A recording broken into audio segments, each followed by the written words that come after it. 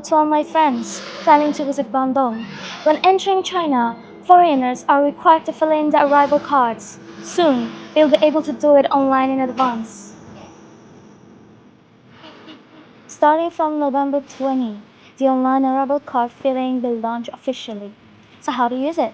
Let's take a look. Hello! Hi. Welcome to the Pajot Ferry Center. Take out your phone. Let's start online filling. To access the system, foreigners can scan this QR code. Or you can visit China's National Immigration Administration official website, Government Service Platform, NIA 12367 app, and WeChat Alipay mini program. You can click here to switch to different languages.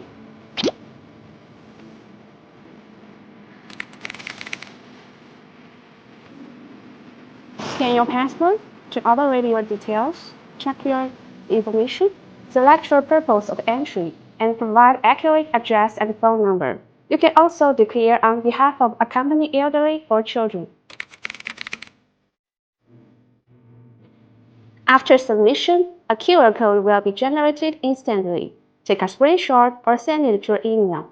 And note that it's valid for 24 hours. We will verify your information in seconds. In most cases, the QR codes are not required. If you cannot fill in the information online, don't worry. You can still fill in a paper arrival card at the ports. And the following 7 categories are exempt from filling.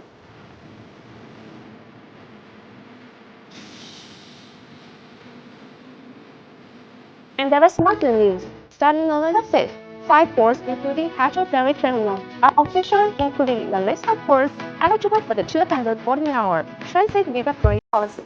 Foreign tourists from 55 eligible countries holding valid international travel documents and confirmed onboard tickets to a third country or region via China can apply for a temporary transit permit at these ports.